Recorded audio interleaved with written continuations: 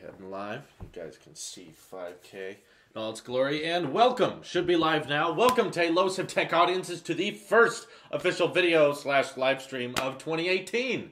I understand we do not usually live stream on a Monday. Live stream schedule, because of the holidays, because of 2X, is still completely out of whack. I apologize for the inconsistency. For this particular excuse, hey everyone, you should be able, yeah, we can see you on the chat. Let me zoom in on that a little bit. That way you guys can see all your beautiful messages that are completely clean and respectful in glorious 5K right behind me on the Imac Pro. There should be sound. I don't see a lot of people complain. Let me listen to myself for a second. If there's audio problems, try refreshing. Let me listen to myself. Yeah, that's fine. Okay, we got it. We got it. Great. How's everyone doing today? Happy New Year's. It's official for Oroville anyway. Still January 1st, 2018. Sound is good. Sound fine to me. Hey, in 5K, it sounds fine. Great. Glad you like it. Glad you like it. Yeah, so for this particular reason, I am going to be unavailable all day tomorrow. So I'm making the video for tomorrow tonight for Project 2X. It's a particular day of 2X that is going to take up the entire day. So not going to be able to live stream tomorrow as we usually do. So that's why I decided, hey, instead of just not having content, why not compensate with a earlier stream on Monday? We've already got our first super chat. Thank you, Apple fan, for saying, hey, can you make me mod to live streams? Because I'm donating to your Patreon $20.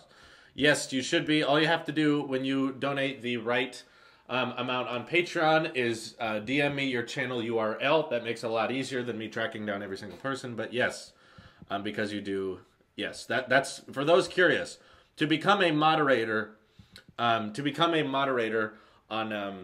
these Talos of Tech live streams, there is a perk specifically for that on Patreon that you can check out. Check your audio. If there's no sound for you, you could be muted because not everyone else is saying that. And usually if there's an audio problem like that, I'm going to see it from everyone. Anyway. So yeah, getting there. There's everyone writing at once. Your date is wrong. January 1st? I believe that's what it is. Unless it didn't get updated for some reason. It should be updated. Or at least, I don't know how it could be. Anyway, second super chat from Jerome, donating $2, saying, I love your channel. Thank you very much. I love your guys' support. It's been, the sound is fine, the date is fine, thank you. It's been incredibly amazing for Tailosive in 2017. In fact, a lot of dreams that I always wanted to see come true finally came true because of your guys' support. Can I have your iMac Pro when you die? I'm not sure who's going to have it, but probably not some random person in the chat. I really need to work on a will. I'm accumulating all of this stuff now with the Tailosive business growing. I should probably theorize what would happen with everything if I were to pass on. That's something I need to consider. What do you think about jailbreaking? It's pretty much dead. I knew some friends who did it in the past, but it's so difficult now, and you have to prevent yourself from updating to new releases from Apple. So overall opinion on it is there was a time in which it was kind of cool, but now we've reached the point in which it is impractical to keep jailbreaking. So I don't do it.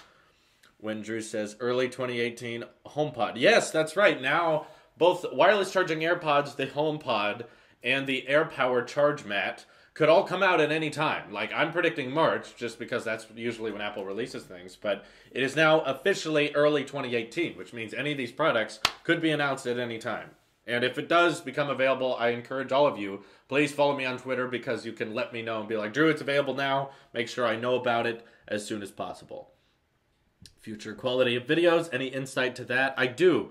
I totally invested in this iMac Pro because I plan on upgrading my camera setup. I plan on upgrading my filming style in 2018. I'm hoping we'll get there. As of right now, this is completely overkill, as I've mentioned. Some people were asking. This is a kind of DSLR that I film my videos on. It's definitely nothing fancy, and this is definitely way more than you need to actually edit the footage on this. You could edit this kind of footage on an iPad. In fact, I have. It's just like a Lumix FZ300, if you want to look it up. I don't know how cheap they are now. I've had it for many, many years, so it's probably gone down in price. Lenses don't even come off. There's not actually gears that you spin to zoom in and stuff or focus. It's a touchscreen, so I just touch on the screen like that to focus on stuff. But it can do 1080 at 60 and it can do 4K. So for someone who has a mildly growing YouTube channel and wants something a little bit more professional, and you at least want the quality of like what my videos look like, which is not great but not horrible. This is what makes that happen. But I'm hoping at some point in 2018, if we're able to raise enough money, or if we're able to get enough subscribers so that our Google ad revenue and less demonetization is high enough, I can make the upgrade. Looking at lots of different cameras, I would like to make the switch too. What's your dream camera? Well, if money was not a factor, obviously red. Everyone goes red. But again, red cameras are insanely expensive, so it'll probably not be a 2018 purchase. I don't see myself having that amount of spare cash for a camera, but definitely something that's way better than what I have right now. Where did you get the white desk and how much? So this desk is okay. I believe it was only $60 on Amazon. I had to buy it while we were moving into this office, so money was not a flowing thing, so I was kind of looking for the cheapest possible stuff, like the white shelves that all these Apple boxes are on. I think 3 of them were something like $15, so I got 6 of them for $30. Like, really good deals, just because I was focusing all on, you know, we had to paint the place, we had to renovate the place, we had to buy soundproofing tiles, we had to buy all this stuff, so I did not have a ton of money to spend on furniture and stuff. But I believe if you just go on Amazon and search basic white desk, you can find one. Like, they come in multiple colors. This is the white model. It has a little drawer in it, barely any space. The drawer only comes out about that far, but it's just perfect enough for storing watch bands. So I keep all my Apple Watch bands in here when I want to switch them. And actually, the screen cleaning cloth that comes with the Imac Pro, which is very nice. So whenever you get fingerprints on this thing, you want to clean it off, they include a cloth. Just like that. I don't know why the category keeps defaulting to gaming. I know that's annoying. What I believe one issue might be with it, I'll see if I can change it from here. It might be too late. Yeah, science and technology makes the most sense. But I kind of have this weird setup for my live stream, because what I like to have is my Zoom microphone working with my other Lumix, not Lumix camera. It's another Lumix FZ1000, so a little bit older model of what I have down here. And that I plug in via mini HDMI cable into an Elgato game capture device, which is actually made for streaming your gameplay, which we use quite often on Talos of Gaming. The Lumix cameras, I've done such extensive research on them, do not just plug into a computer and let you view from them like OBS does. So if I had a Canon camera or a Nikon camera, I could, via HDMI or USB, just plug it into the computer and load it into OBS and stream from that. They cannot, so the best compromise I can do is plug it into the Elgato, which means I have to live stream from Elgato's game capture software, which obviously defaults to gaming, and it's saying, like, when I go live, it's like, what game are you playing? So I have to turn off a bunch of settings. It's kind of annoying, but who knows? Maybe someday when I get that new camera, I can find a camera that's easier to live stream with. Why are you wearing your watch on your right wrist? Thank you for noticing, HD Games. I appreciate that. So yeah, what happened was I took my watch off yesterday, and I looked at my wrist. And for those of you who can't tell, maybe it's not as noticeable, or maybe it's super noticeable. I can't tell. I have this giant white area on my arm of where the sun has not shined in so long, just because my watch has always been on my left arm, and it was actually getting so bad that the imprint of the Apple Watch was starting to just like ingrain itself into my wrist. I'm glad you could see it. Yes, it's super noticeable. Yes, it's very tan. It's very obvious where the wristband goes. In fact, if you compare wrists, actually this left wrist, because I wear my Apple Watch every single day, there's very few times I'm not wearing it.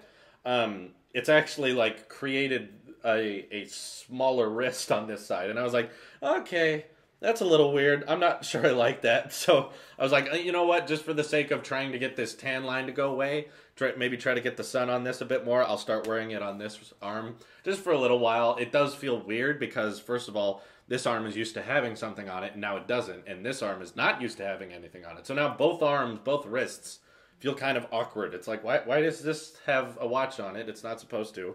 I'm not used to looking at it this way. But I'm slowly getting used to it. I just want the imprint to go away, which it has. Luckily, now there's no longer a big imprint on the wrist anymore. But the tan line is definitely noticeable. Like, my arm hair got all matted down. It looked really, really bad. So I was like, you know what? I'll take the watch off of that arm for a while. You can fix that tag line. Yeah. Smart home devices. I've been using them at the office for quite a while now, and I gotta say they're just fine.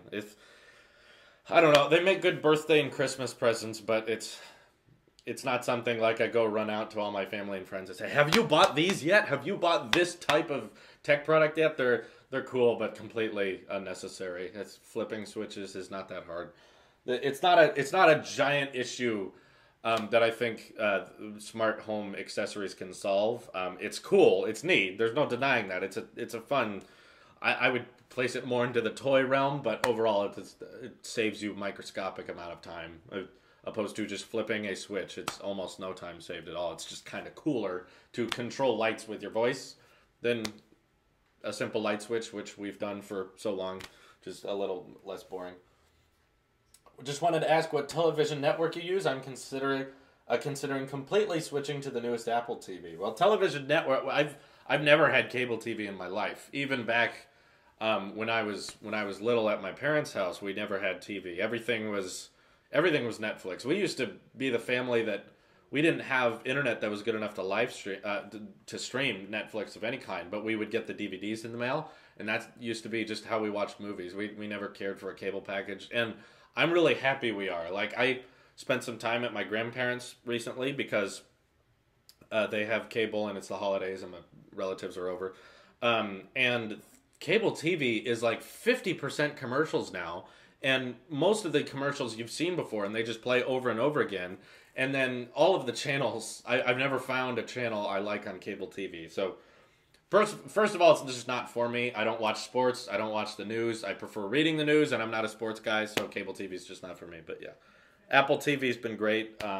Still use it every single day, mostly just for Netflix and YouTube though, and occasional gaming. But yeah, it's nice. When I was little, is only 19 years old. Yeah, believe it or not, there was a time when I was not this big. You know, I'm talking when I'm 7, 8, or 9 years old. Even back then, we never had cable TV in my whole life.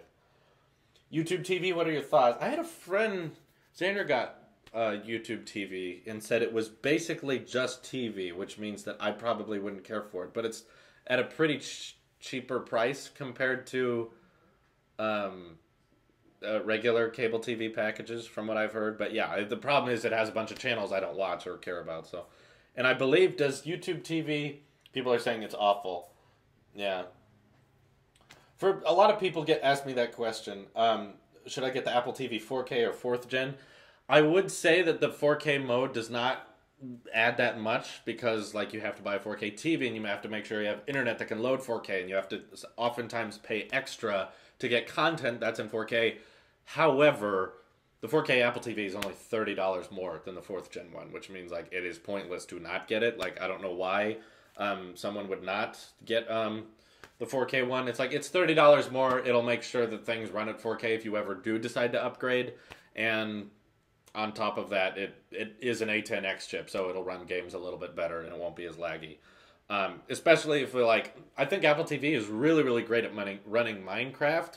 I know that's not a graphic intensive game, I get it. But pairing a controller with the Apple TV, it's like, hey, I didn't have to pay for a whole console, but I still got an edition of Minecraft that works on this device that can also do the AirPlaying stuff and runs tvOS and stuff like that. Runs really well on that. Compared to the A10X versus the 4th gen with the A8 chip, it's night and day. Like, you can load Minecraft at much better frame rates and much better chunks can load. So, not that that's a huge deal, but I'm just saying it's only $30 more. It's not a huge commitment either way. How old are you? I'm 19, yes. How are you going for the Ring in the New Year challenge? I've got 2 to 7 days so far, and it's the 2nd of January. Also, what is your January challenge? Yes, I know. I know what it is. For me, it is still the 1st of January because we are in California. And I have I've upped my move goal to 500 calories, and my goal is to, yes, get that achievement and get the close your rings every single day for at least 7 days in a row, but I'd like to just keep going every single day. I exercise minutes, I'm at 21. I've got 8 hours on my stand goal, and I've got 271 calories burnt already. So I'm past halfway, and yeah, I'm usually up late into the night, so I'm going to close all my rings, no problem. How is demonetization gone? Yeah, I don't try to talk about it too much because I think most of YouTube audiences are bored of it. I always talk about it, but no, nothing's changed. All the videos still get demonetized. I don't complain about it anymore because I don't want you guys thinking that it's... I feel like I gave off the impression last time I ranted about demonetization that I want your money. That I just like... Because I'm getting demonetized, it is now on you. If you guys don't support me, then you're not going to get content. I don't want to give off that impression. So now I don't whine about it anymore because it's my problem and it's not yours. You guys do nothing wrong. You're just watching content. I don't need to make a YouTube issue your issue. So yeah, every single video still gets demonetized across all of the channels. Tech vids get demonetized, talks vids get demonetized, vlogs get demonetized, hello worlds get demonetized. Every single time I request a review, they get approved. Every single time. There's never been a time that they've reviewed it and said, oh no, we were right. Every single time they approve it after watching it. So yeah, that's never been fixed. And despite YouTube CEOs and stuff talking about how, no, we're going to hire more people to review, oh, we're going to be more careful with the bot, algorithm's going to be better. It hasn't changed. Still get demonetized all the time. Nothing's different. I get ads every time I watch your videos at the moment they come out. That's good. Demonetization does not mean zero. It means limited. So some of you may be getting ads, but not all of you. And oftentimes I get demonetized after they've been published. I've tried all of the methods you guys have recommended, like leaving it private until it gets approved. The thing is, they do not review it if it is private. You have to get a certain number of views in order for it to be reviewed, which sometimes they'll review it even if it doesn't have that certain view count. There's no consistency. There's no logic behind any of it. It's very, very confusing. So yeah, I'm very frustrated with the subject, and I just wish they would fix it, but I don't want you guys thinking it's up to you to solve. It's you guys just watch the videos, enjoy them, and I will deal with YouTube. I will try to fix that. It's not on you guys. I've not seen The Disaster Artist yet. I would like to, yeah. Have you ever seen videos by Computing Forever? No. Eric Carter. Okay, I'll remember that. How do you feel about the Magic Mouse 2? Well, I love the space gray one. Oh, shoot. Let me not mess with the chat here. But, yeah, I made a joke video. I made like a comedy skit on the tech channel a long, long time ago about the Magic Mouse 2 because of the very, very odd placement of the charging port. Yes, it's stupid. I don't think it should be there. I think they could rearrange the mouse somehow so that the lightning port's on the front. But I don't think it's I don't think it's something that should prevent you from using it. It's still a great mouse. I love the fact that this is a mouse that lets you scroll up and down and side to side, which is very, very useful in Final Cut. Especially in macOS, having a mouse that supports, like kind of multi-touch gestures is very, very helpful between the different desktops. Kind of like a mini version of the Magic Trackpad, which I've also been using a little bit of. So yeah, stupid placement for the lightning port. However, you charge it once a month. Maybe not even that much. I've never charged this yet. I haven't had a reason to. In fact, maybe I could look up what the battery's at. Do I have the Bluetooth icon up here? I don't even have the Bluetooth in the toolbar. So whenever I get a notification that says, your battery's low, it's like before I go to sleep, I'll just plug a lightning port, yes, very awkwardly, into the bottom of the Magic Mouse, and then it'll be done charging in probably 20, 30 minutes. Like, this is something that really has very little battery in it, and charging it is not very hard or very often. That's why I think they didn't care very much about the lightning port. I'd still take Magic Mouse 2 over the first Magic Mouse when it took double A's. It took changing double A's all the time was so much more frustrating than just being like, oh, I need to charge it. Boom. In fact, someone actually recommended that I could get a lightning charge dock that is originally built for the iPhone, but instead you could just pick it up and then place it kind of backwards on the charge dock, and then it would charge like resting up like that. Still kind of weird and wacky. But yeah, I wish Apple would not move the Lightning port on the Magic Mouse 2. I wish they would just have a Qi charger on the bottom and make it a portless device like the Apple Watch. Like that, you charge it with a Qi charger and that's it. And put a Qi charger with the dock on the bottom of the iMac. So when this thing's battery gets low, I just rest it on the dock of the iMac Pro right there, and then it charges. When I wake up, it's all good, and I just pull it off like this. I'm fine with that. I don't know why. I mean, yes, it's a stupid placement for it, but it's unnecessary.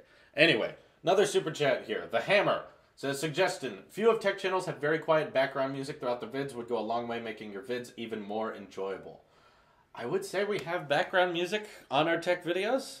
Maybe it's too quiet and you can't hear it. But yeah, we do have background music. But yeah, I mean, last time I tried to change the music, everyone flipped out. Do you guys remember that? When we moved into the new office, a fan made a new background song, and I switched to that, and every single video, just the highest liked comment was, go back to old song, go back to old song, go back to old song. So we finally went back to the old song because everyone would not stop complaining about it. Probably that, but yeah, they say I can hear it. They don't hear it. I remember that it was horrible. So I'm very scared to even change the music now because anytime I raise it to be a little bit louder, everyone goes, the music's too loud. And then you can never please audiophiles out there. And not even all of your audiophiles. I just mean that there will always be something wrong with the audio because it's not exactly what you want it to be. And sadly, someone has to be decisive about it. Someone, whether it's me or Nathan, has to just decide, nope, this is the song. This is how loud it's going to be. So I appreciate the suggestion, but yeah, we have music. We don't have it during the live stream. Maybe that's what you were pointing out. I don't even know how to play music during a live stream. There's ways to do it in OBS. I don't know how to do it with the game capture. Should I buy a MacBook Pro this year or wait for an upgrade? I don't want to spend $1,800 and then get an outdated model. Well, it's getting towards that awkward time now because the last MacBook Pro update we had was summer of 2017, and now we're almost to summer of 2018. Well, not almost, but we're getting close as it's only 6 months away now. So we'd likely get a very light MacBook update in summer. So I'd say go ahead and wait, save your money, go ahead and treat yourself to a nice one later on. But as of right now, no. Maybe just go ahead and save because they'll likely update the MacBook Pros again. Not a design update. They're going to look the same, but they're going to probably put newer CPUs like the new 8th generation Intels, and probably make better deals on the storage and the RAM and stuff. Like I wish that we could abominate just destroy the 256 gigabyte models. I think that's too small for any MacBook. MacBooks need to start at 512 because I have to say, like, iMac Pro, really, really great things. One of the nicest things about it, though, is the fact that I got the 2 terabyte storage option. And even the 1 terabyte would have been much, much better than what I did with the MacBook Pro. And I thought I would be okay with 256. I was like, no, I'll just buy an external drive. That'll be fine. It's not. Having to always find your external drive and always plug it in is way more annoying than just having the storage built in. Again, I did not have the money to buy a higher tier one at the time of purchasing my MacBook. However, it probably would have been a much better idea to upgrade to the higher storage configuration because I could basically edit 2 to 3 videos and then I would have to plug in the hard drive and offload the footage. And the nice thing about a laptop is, it's like you can take it with you. It's easy. It's portable. When you have to start... Oh, there's police driving outside.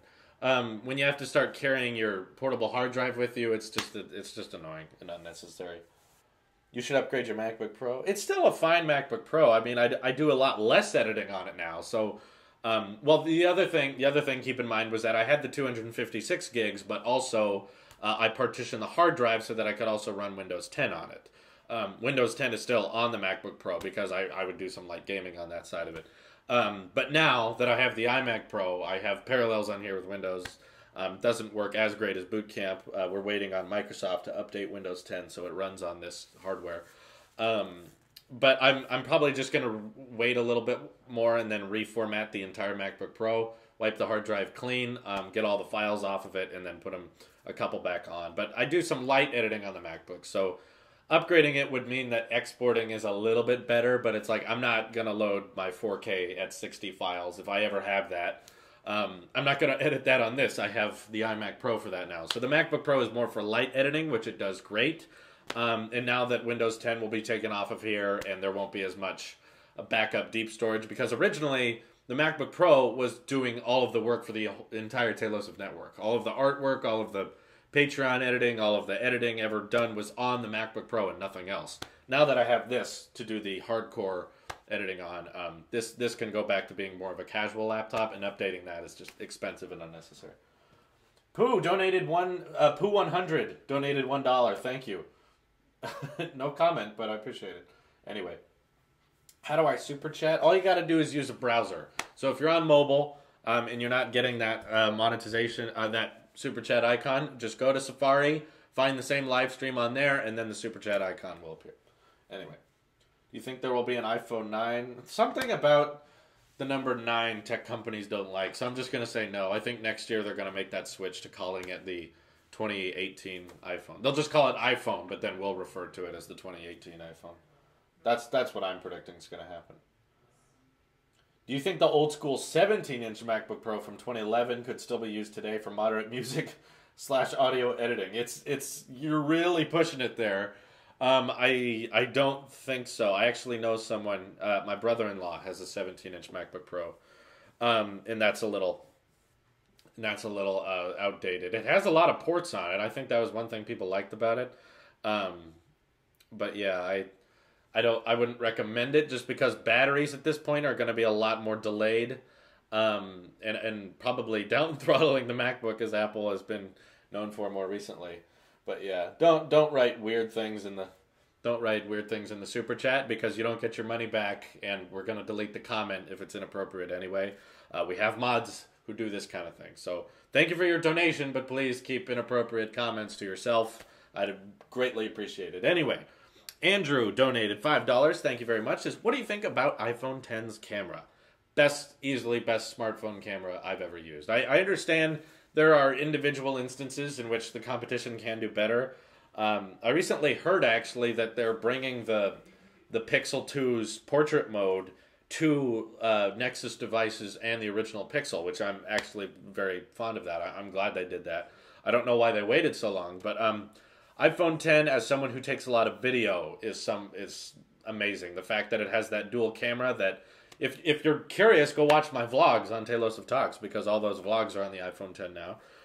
The fact that I love zooming in on my camera. That's what it kills me so much when a Pixel phone is like, we don't need a dual camera, because dual cameras are just for portrait mode, right? It's like, no, we like zooming in. We like having options. We like being able to have that telephoto lens without losing quality. iPhone 10 is great at that, especially because of the dual optical image stabilization. A lot of people hate on portrait mode on the iPhones because they don't get the blur just right.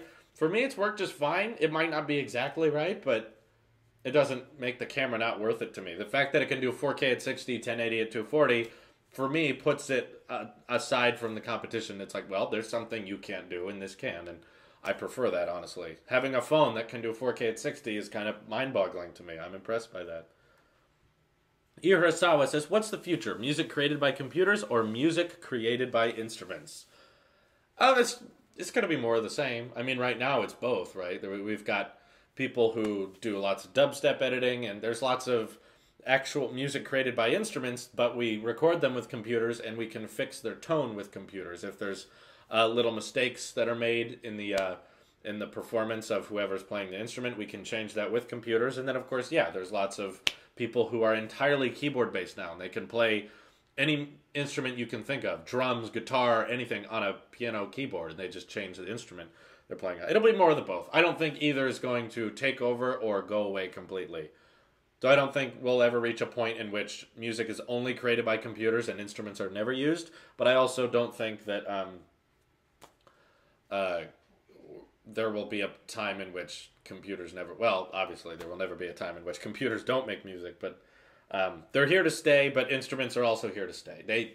It'll be interesting to see how they develop. If in fact, please subscribe to Tailosive Music if you're curious in the kind of music I like, and that's mostly remixes. I think something that's going to be very popular in the next century is music that is both old and new. So like I like kind of Peggy Suave kind of music where it's like it's a retro song that was sung in the 50s, but we added a modern beat to it with computers, so it's kind of like real instrument, modern computer merged together. It makes for an interesting song. iTech reviews. I am not married.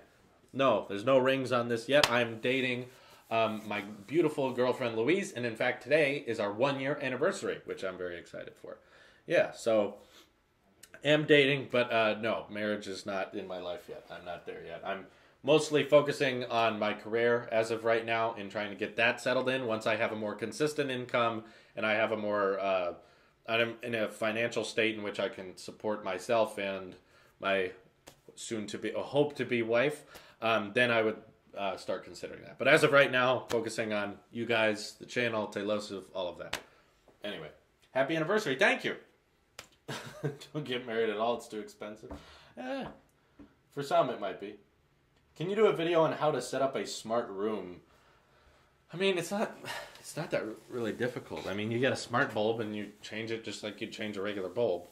Then you just check your phone for it. I mean, like, I guess I could do that, but I just mean, like, it's not something I think a lot of people don't know how to do. So I think you can figure it out yourself. It's not that interesting of a topic. I'm trying to find things that I'm passionate about. Like, the video tomorrow, which I've yet to film, but I'll film after this, is about the development of 5G networks. I've been reading a lot about Verizon and AT&T working on the capabilities of 5G, which for those who don't know is just like gigabit levels of cellular internet, which means that you can get like gigabytes per second on your phone. In fact, a lot of people, I believe, were docking, I forget, it's either the iPhone 8 or 10 or just the 7 for not having 5G support in the future. So they're saying one day if 5G is available, it won't be available on your old iPhone 10 by the time it is available. But I want to rant about that because it's like, well, I have 4G LTE in a lot of the places I go, which is nice, but that's not the limitation of cellular is not speed. The limitation is how much data you can use. And I find it far more frustrating that we get down throttled after using 20 gigs of data on our phones.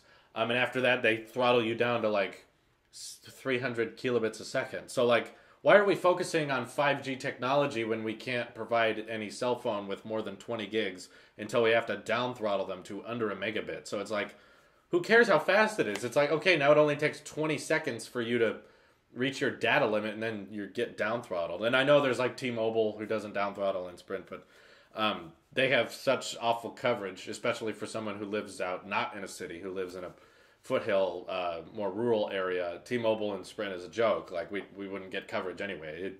It'd be so slow. So I'm like, why are we focusing on the speed and gigabit levels of cellular when we can't even get the down throttling thing fixed? Yes. Super Chat has a 40% cut from Google. Ever considered Streamlabs? No fees and better analytics. The issue with other types of live streaming places like Streamlabs or Twitch is just that most of my audience is here. So when I try to stream somewhere else, just not as many people come, which results in less people donating. So it's easier because my largest social media presence is YouTube. So as soon as I start doing things outside of that, not as many people will show up. It's literally that simple. Literally people will just be like, well, I'll watch him when he's on YouTube because that's in the app.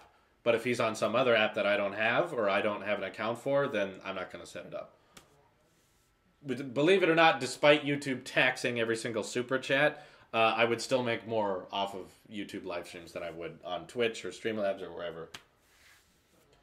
We get a lot of the iOS 12 questions, I know, but the issue with that is I don't have a big list of things I'd like to see. There's little minor things. If as soon as I come up with a big list of things I'd like to see in iOS 12, I will make a video about it. I will tell you all the things I'd like to see. But as of right now, I don't have any. There's no ideas I have. One minor note here. Hasn't it been cool, guys, that the Apple Watch has a Happy New Year notification? You can just swipe down and it says Happy New Year and you tap that and then fireworks go over the display. I thought that was cool. And it's like, how long has that been a thing? Like, did they put that in on watchOS 4? And we just didn't realize it till now? Either way, it's really nice. Next super chat from Jeffrey Garcia says, thoughts on plans on CES and Mobile World Congress this year? Are you going to react or what are you going to do? We want you to grow as a channel. Thank you. you are helping that happen. Sadly, because of 2X development and how busy I am right now, I'm not going to CES. Yes, you'll likely see me reporting on things that is happening on CES, but in the past years, I've followed what's gone on at CES. A lot of it is not that exciting, but gets a lot of hype. And usually I'd prefer to call that out, not have to fly all the way there, bring all my equipment, and then find out that a lot of the stuff they're talking about is not that interesting. I'd rather watch it from afar and then commentate on it from right here. I think I'd do better with that. But yeah, for the highlights of CES, I'll likely be reporting on it. Like we're supposed to see the Galaxy S9 at CES, so you'll see me talk about that. In new technologies like 8K OLED TVs and stuff, I'll talk about that. But I'm not going to go there and just comment on every single thing we see. A lot of YouTubers do that, and it gets old to me. We don't need every single YouTuber reporting on the exact same thing, even though that happens a lot. A lot of what YouTubers report on at CES does not seem very interesting, but it seems like because they're there and because they need content, they're desperate and they start reporting on anything. Like, here's a nice car. Is it electric? No, it's just a nice car. It's like, okay, I don't care about that. Anyway, next super chat from Mr. A. Matt says, opinion on the DJI Osmo Mobile electronic phone gimbal, if you have ever used one. If not, it is something you could see yourself reviewing and or using for vlogs. You know, a lot of people have been asking about that, so I've been wondering about investing in them. And to answer your question, yes, I have messed with one before. They have them at most Apple stores, and I've played with one. They're really, really cool how the stabilization works, but for me, it's just kind of a little expensive for something that would make a minor difference. Like, yes, it looks very, very smooth. Don't get me wrong, but it's $300, and I read all the comments on my vlogs, and not a very common one is, this is too shaky. You need a perfectly smooth gimbal for your iPhone. Most of them is just like, yeah, that looked like fun. Or can you do more of these or stuff like that. So because it's not a giant request, I haven't had the urge to fulfill that, given it's any piece of camera equipment that's $300 better be worth it. And the fact that this is camera equipment for your phone, so you'd really only be using it for vlogging, I'm not that made of money. I'd rather just have another HomePod to review or do a giveaway for or something like that. But yeah, because a lot of people are asking about it, I'm definitely curious and would probably consider investing in one at some point. But yeah, it looks really cool. Having used one, it definitely changes the way your iPhone videos look. Everything turns super, super smooth. They're really cool. What was your GPA in college? Oh God, I don't remember. Because I was only at college for a year. Let me think. I was probably around, I was getting mostly A's and B's, an occasional C. So probably around, I don't know. I believe it was over 3.0. I think I would have gotten in trouble if it was below 3.0, but I didn't. So it was above 3.0, so probably like 3.2 or 3.4 or something like that. But they were not hard classes. So I didn't care about the grades very much at all. Like the fact that I don't remember my GPA. In high school, it was very high. I could get 4.0s in high school. Again, not difficult, so I didn't consider them accomplishments. I considered YouTube success as an accomplishment because you were making content that people wanted to see. Whereas if you got high scores in high school and college, it meant that you were doing exactly what you were told to do by the teacher, which wasn't above and beyond to me. That was just, you're doing what's expected of you. I wanted to do more than that. I wanted to do something that no one was doing. I wanted to be original and creative and create things that people hadn't seen before but were interested in watching, which I think making a YouTube channel successful was far more difficult than any college class or high school class I ever took, by far. Andrew's donating, says, iPhone 15, 8, I assume, 8 gigabytes of RAM, 1 terabyte of storage, 3 DSLR cameras, removal of Face ID and no lightning port and stylus. I wouldn't want the removal of Face ID. I don't know why you'd want that. But again, 8 gigs of RAM would be nice, but not noticeable because you're not multitasking very much on your phone. Terabyte of storage might happen, but I feel like we're getting closer to the era in which everything will be stored on the cloud. Not right now, but by iPhone 15 we'll probably be a lot closer to that. So I have to wonder, will there ever be a point in which we have like an internal storage? I'm not talking micro SD because the micro SDs get it's like up to 2 terabytes of expandable storage, but you can't really get a 2 terabyte micro SD card. Or if you can, it's extremely, extremely expensive and impractical. But will we ever get to the point where we have a terabyte on a phone? Or will we just get to the point where so much of our stuff is on the cloud that we don't even need to store things on our phone? Like Pixel talks about, backing up all their 4K videos and pictures on the cloud, which is nice, but only possible when you have the right internet. By iPhone 15, we might have good enough internet for that. I don't know exactly why we would have 3 rear-facing cameras, which is why I think you brought that up. I mean, I could imagine someone doing that. I think LG might do that, or some very small Android developing. Oh no, there goes our. Look at this, unlocks with Apple Watch. Isn't that handy? Like it fell asleep, but I just hit the space bar and then my Apple Watch is right there. Mac unlocked, super handy. But yeah, I think before we get to the point where we can store a terabyte of data on our phone, we'll be into the cloud storage anyway. But I think some smaller Android businesses will probably start making like three camera setups, one wide, one mid, and one telephoto. But I feel like Apple's the kind of company that's going to be like, nah, the wide angle's fine. We don't need an ultra wide angle either. I think that's too narrow of an audience and not enough people would use it. If anything, we'd start using that new patented technology where they figured out how to make a optical zoom on the smartphone camera. They were able to make the lenses like separate from each other via making mirrors, so that the camera was. Where's my phone? So that if the camera was facing this way and then a mirror reflected that way you could have the lenses changing inside the phone and have an actual true optical zoom, not a digital one. If anything, we'll see that. MKBHD believes that we're going to actually start seeing the return of single lens cameras again, like the Google Pixel, and we won't need a dual camera. I disagree with that. I think the dual camera adds too much possibility, and if we were to perfect each camera individually, and we make our cameras as good as the Pixel 2's camera on both lenses, you have much more options and you wouldn't be as limited as you would be on the Pixel, which is like great portrait shots, but as soon as you want to zoom in on something, it's not going to look very good. So yeah, I would say no lightning port, but I wouldn't say a stylus. I don't think styluses are in our future. I think that's going to be a Galaxy Note thing, and it's not going to change very much. Anyway. Yeah, I haven't watched the unbox therapy video on his Apple rant, just because I feel like after I did the last reaction to his iPhone 10 video, everyone misunderstood me. Despite me trying to explain my thoughts and opinions are completely respectful and honest, and not trying to say he's a terrible person or that I'm mad that he didn't like his iPhone 10. I do not care what he thought of it. That's fine. He can like the OnePlus 5T. I don't think he's lying. I think he genuinely does not like Apple. That's fine. I was just trying to provide my counter argument as to why it's okay to like Apple products. But everyone in the comments was just like, salty much? Oh, you were so mad. I didn't even watch it. I only watched it because everyone kept asking me to, and then I finally did. So I'm worried that we're going to do that. We're going to have that happen again if every time he uploads a video about Apple, I have to make a reaction video about it. If YouTube gets desperate, those videos do really well. So it could be very easy for me if I just wanted to take the bait and make as much Google money as possible. Then yeah, every time a major YouTuber makes an Apple hate video, I would just do a reaction video to it, because those get a lot of views. They get very, very popular very quickly. But I don't like the idea of it, because it's just intentionally ticking people off, and then everyone gets this mob mentality of, ooh, collab soon? Are you guys going to do this or this or this? And just raises tensions that don't need to be there.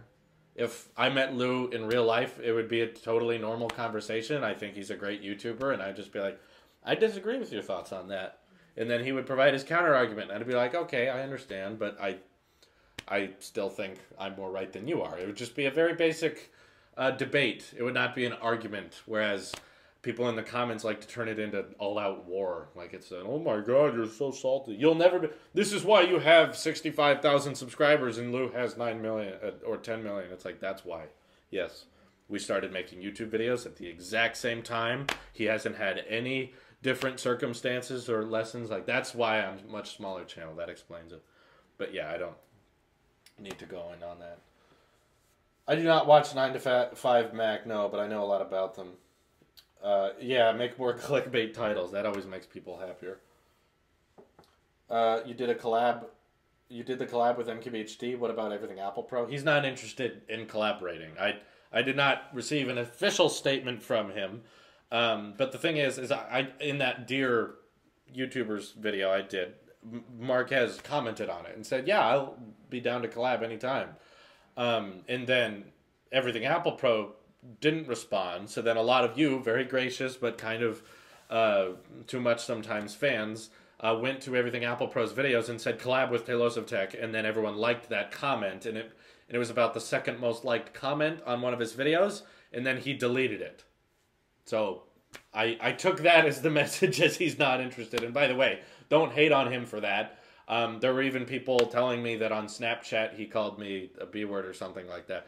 I don't care what he thinks of me. It's fine. I still watch all of his videos. If he doesn't want to collab, no problem. I'm not for forcing YouTubers to collaborate with each other just because you want them to. That's if he wants to collab, I'll always be available, but I do not want to put pressure on him like you must collab with me. If he doesn't want to, he doesn't want to. Simple as that. I do not think everyone on YouTube is required to like me. In fact, I probably should expect the opposite given the kind of videos I make and kind of the bias I'm up front with. I don't know why he doesn't like me, but again, it doesn't matter. If he doesn't want to, he doesn't want to. Simple as that.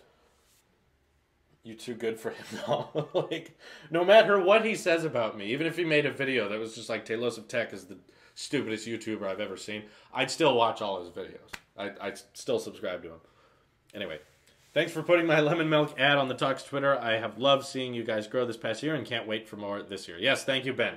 The little inside joke on the last Talos of Talks Live Live we did that you made a lemon milk concept art for. So I thought that was great, and my friends got a kick out of that. So, what phone should I get for $800? 8 Plus. You'll enjoy it. Or trade in your old one and get a 10. That's my recommendation. I'm not going to jailbreak my phone, no.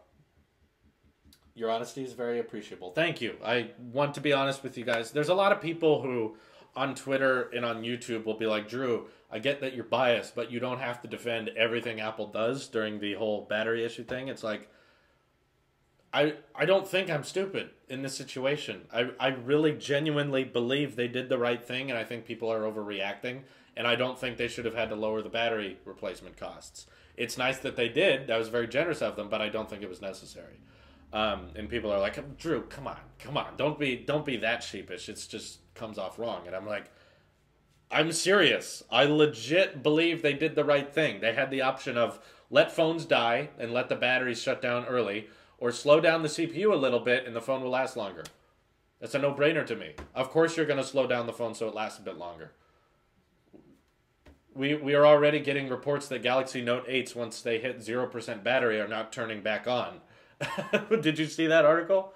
You guys they posted that on Twitter. It was like two headlines right next to each other. Samsung was like, we do not down throttle our phones. We don't slow down the processor at all, even though having owned several Samsung phones and knowing people who owned Samsung phones mentioning that they slow down after just a couple months of being used have said that, no, my Galaxy is definitely slower than it used to be.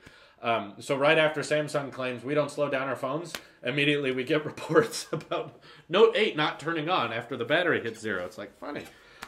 If Samsung, of all people, should be talking about how much better their batteries are. Yeah. Why do you think lightning cable plugs into the bottom of the mouse? Easier to build to stop people from using it as a wired mouse? Yeah, probably a couple of those things. That's a good theory, though. Yeah, it's probably easier to build. I think they put it there as like a last-minute idea. It's definitely not a thought-through, like, it's not Apple's brightest moment where you're like, oh, they thought of that. But I think it was more of a, well, we're sick of AA's. I was sick of AA's. I hated changing the batteries and always having AA's around for my Magic Mouse. So I prefer this way. It's still weird that you have to plug it in this way. It's kind of like charging your Apple Pencil with the iPad. It's like, it's kind of awkward, but I mean, it works because you don't do it very much. Like I said earlier, you charge this once a month, sometimes not even that much. And it does not take long to charge. It's like 0 to 100% in under an hour. I have not had to charge mine yet. I've never charged a Magic Mouse yet. But yeah, I agree it's stupid. It'd probably mess with the design a little bit if they put it on the front and you use it as a wired mouse. They wouldn't be able to have this perfect archway thing, this little trackpad on the top, and that I don't know. I'm not an engineer. Maybe that messes with the ergonomics of it, and they didn't like that. So they were just like, well, you don't charge it hardly ever, so let's just put it on the bottom. It looks weird when you charge it, yes, but it doesn't last very long. But yeah, obviously, old Magic keyboards, which I still have lots of, that take AA's are much more annoying than this thing, which lets you just plug in the lightning cable right there. Luckily, includes the exclusive black lightning cable with the iMac Pro. But yeah. Do you miss Touch ID? I never had Touch ID. I have psoriasis on my fingers, which means that my fingerprints always change and I can't log in. So if they brought Touch ID back, I still wouldn't use it. I never used it on my iPhone 7 because it didn't work, and the iPhone 8 didn't work either. So how many times must I say this? Where do you get your tech news? Mostly I follow a bunch of articles on Twitter. I check Mac rumors too. Occasionally there's 9 to 5 Mac articles. Like, I don't watch them exclusively, but I'll check them out here and there. Mostly I follow a bunch of news articles on Twitter, and then just read my Twitter feed. I have different Twitter accounts for different things, like, since we're a Tailosive network. So the tech Twitter has all the tech articles, and then a more like personal stuff I just follow because like if I want to follow like movie news and stuff, I'll switch to the Tailosive Movie Reviews Twitter account, and then if I want to read gaming stuff, I'll switch to the Tailosive Gaming Twitter account. I just have lots of different Twitters. Why do you think people today hate Apple so much? It's not just a today thing. There's always been a hate for Apple. For one, expensiveness. For two, they're a very different company. I recommended this on Twitter. Please check out The Grand Theory of Apple. As an Apple sheep, that's a very accurate video that I think brings up really good points. Apple is very different from the competition, whereas Samsung and Microsoft and Google want to make products that have lots of options that provide what the market is looking for. They see a demand and they fill that demand. Apple is all about making the best product possible. They're always about developing the next best thing before you know you want it, which means that no, Apple is not based upon purely finding something that's successful and then diversifying. Like, think of how many different phones Samsung makes. They make probably 50 different models of phone every single year that go to different markets, and you notice Apple doesn't really do that. They have a handful. They have, SE 8, 7, 10, and that's about it. They don't make tiny different phones for each market. They don't make washing machines. They don't make microwaves. Even though they could, they have the money to make toasters and cameras or whatever they want, but every product they make, they have to say, how can this remove the element of technology? Every Apple product they make is always trying to kill the successor before it. If Apple was a traditional type of company, they would be like, well, we started making Macintoshes and those sold really well, so we made 10 billion different kinds of Macintoshes. Every year we make Macintoshes better, we make them cheaper, more people buy them, more product sells, right? Instead, Apple is constantly looking at how to reinvent something. So they start working on the PowerBook, and then it's the MacBook, and then it's the laptop form of a desktop. So they're like, now you can buy a laptop, even though that starts eating away the sales of desktops. They're okay with it because they think it's a better product. Then they start developing the iPod, and they're like, this is really successful. But you notice they're not making as many iPods anymore. If it was such a successful product and people would buy it, why not keep making iPod Touches? Why not keep redesigning the Nano or the Shuffle? It's because they are striving for something that's better, and that will be the next big thing that will cancel out and destroy the product that came before it.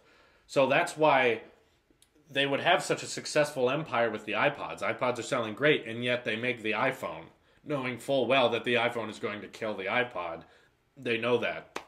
And they make the iPad, knowing that now you can use iPad, don't have to spend for laptops anymore. Like, everything with Apple is not based on making something the consumer wants, and that's the primary reason people do not like them.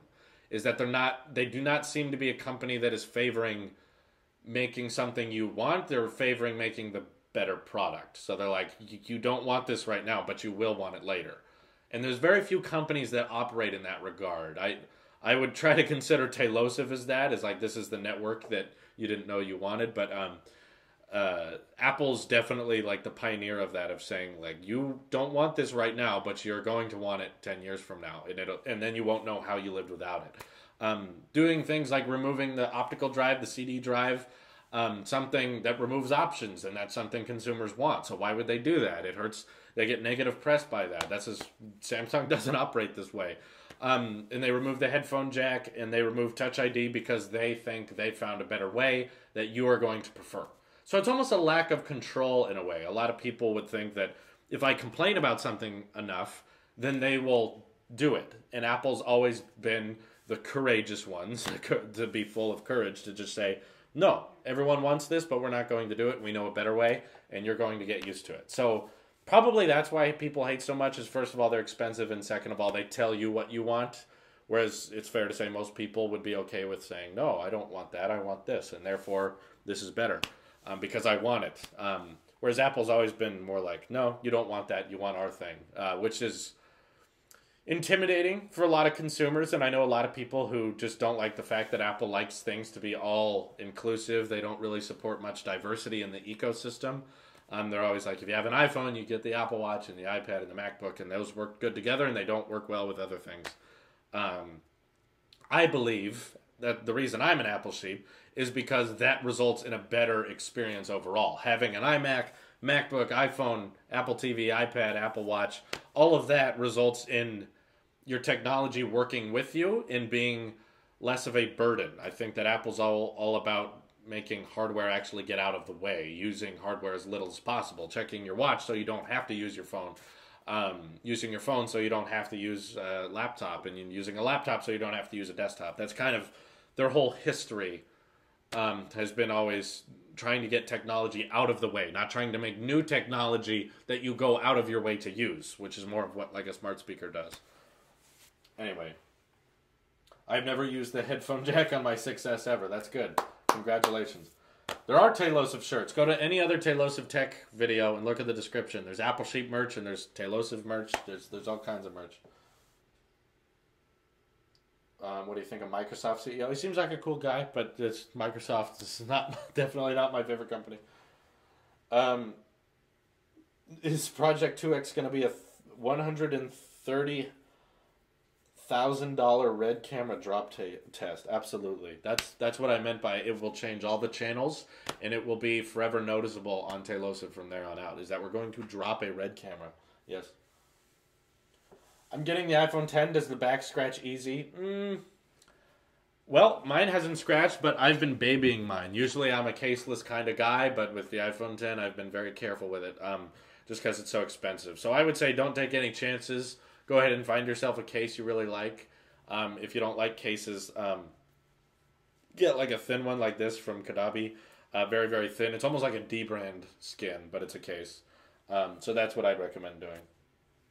Is your girlfriend an Apple sheep? She is, but not because I make her. She legitimately enjoys her Apple products. She has a MacBook, and she's looking in the market actually for a new one. She has an iPhone 8 Plus and my old Apple Watch Series 3, and AirPods. She loves her AirPods. So yeah, she's. It's safe to say I think she's an Apple sheep like me. Doesn't buy the newest, greatest of everything, but she's probably smart that way. She can save her money and use it on more important things. How do you manage to post daily on all of these different Tailosive channels? A whole lot of work. It's a whole lot of work, and the big thing that I always try to emphasize whenever I'm working on a channel is that we have to find that perfect balance between quality and time, which means that you can work for a week on a video that'll look really, really good, but it's only one video, and your audience is not going to be interested in your channel as much if you don't post very often. Whereas with Tailosive Tech, luckily the routine we found is that making daily content is the best way to get people to keep coming back. Is like it's just part of their routine. You wake up in the morning, it's like, oh, there's the new tech video. Or it's the afternoon, depending on where you are in the world, oh, there's the new Tailosive Tech. And it becomes part of your routine. I kind of am the same way with PewDiePie. I watch every single video, and he usually has about one a day. And the idea with the Tailosive Network, which was to devise every channel into its own genre, tech, gaming, movie reviews, talks, comedy, and stuff like that, was that if you wanted more of us, you would have that option, but we would not force it on you. Like, problems I have with other channels right now is that they do all kinds of things, and they upload 3 to 4 times a day. In a single day, they'll have 5 different videos, but they're so drastically different from what I actually want to watch. So this video is about gaming, this video is a vlog, this video is some people I don't even know talking about something, and this is a game show, and this... That gets confusing to me. So I was like, what if you got a whole network from basically the same people, which is mostly me. And it's like, well, if you subscribe to these two channels, you'll make sure that anytime I do something about technology or gaming, you'll be notified about it. But maybe you don't care about my vlogs, maybe you don't care about Hello World, then just don't subscribe to Talks. Won't come up. Maybe you're really interested in our comedy sketches, so you subscribe to that, but you don't care about gaming. So just subscribe to that. Maybe you care about vlogs in Hello World, so you just subscribe to those two, but not the other two. Like, it's a perfect amount of division. And again, of course, if there's those fans out there who just love everything, you have that option of subscribing to every single Taylosive channel, which I think is probably the best case scenario, because you will have tons of content to watch. And then eventually, if hopefully my goal in 2018 is to be able to hire my editor Nathan full-time, you'll be able to get daily content on every single channel, no matter what channel you're watching, whether it's Talks, gaming, movie reviews, main channel, music. Well, music you're getting daily content on anyway, which is great. That's the goal, is to get to a point where all the channels are posting stuff on a fairly regular basis. The main channel, the comedy channel, would be kind of difficult to do on a daily basis, but we'll get there. Where did the name Taylosive come from anyways? If you just search Hello World Episode 7, I explain the whole thing. Do you have a website? I used to, but I realized it was pointless because my content is all on YouTube. And a website is unnecessary at this point, because it would just have like info about me, which you can find on Twitter, or you can ask here or wherever. It's just and websites cost money, so not a whole lot, but it was like unnecessary. So do not search if someone's claim, because I've already noticed some people buying domain names. If you think you found taylosivetech.com or taylosive.com, it's not real. In fact, I heard one of them had like a virus tied to it or something. So don't try to go to a Taylosive website. There isn't one. You'd hear about it if there was. Anyway. Is the Black Lightning cable still available? Julian wants to donate 200. He claims he is not joking. Okay.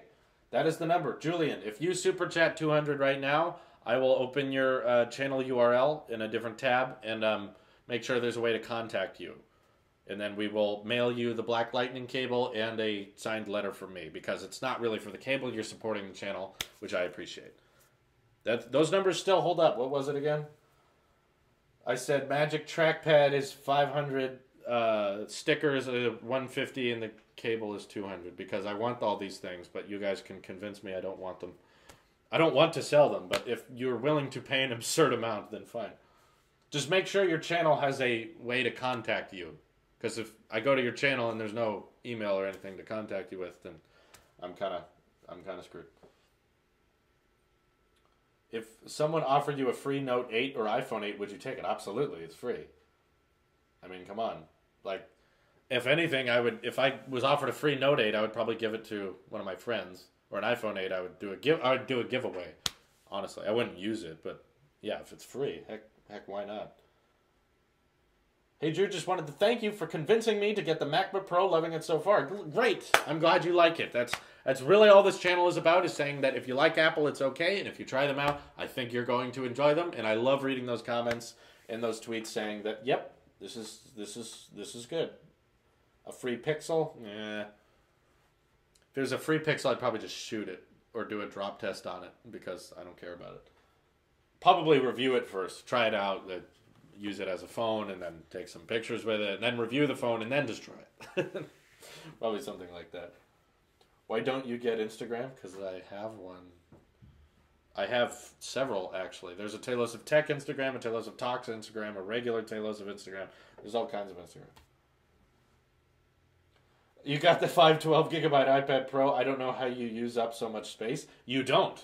That's the great thing about it. The idea is you buy so much space that you'll never fill it up. It's been so long, it's been years, I think, since I've got an alert that says your phone or your iPad is out of storage. And I'm fine with that. I hate that alert, because then you have to start deciding what things you don't want on the device, which I don't need to have happen. I get notified. This is stupid Adobe Flash Player update that won't go away. Anyway. You think Apple should make a Magic Keyboard with touch bar? I really do. You know, I used to say that and just be like, yeah, of course, they should do a touch bar. I get you would charge it more, but I've actually realized that when I switched to the iMac Pro, I kind of miss having the touch bar. It's kind of easy and nice to be able to swipe around on there and change the brightness and volume that way. It's a lot nicer. You have an Instagram? You guys can check before you ask, you know, right? Like, don't just assume there isn't one, but don't look. Like, just look, and then be like, oh, he's not on Instagram. It's that easy. Do you think a Samsung Note 8 with a MacBook Pro is a good combo? I don't. I think iPhone with MacBook Pro is much, much better. You don't need a Note 8. I don't care if you can plug them into each other. Even the Note 8 has wireless charging. My God. Anyway, we've reached our hour, guys. So thank you for all your donations and your questions. I'll be filming a video here pretty quick. And then, yeah, I'll be out of town tomorrow. So Project 2X, top secret stuff. So thank you for all of your comments, questions. This is your Apple Sheep here, and I will see you in the next one. Have a great evening. Take care, everyone.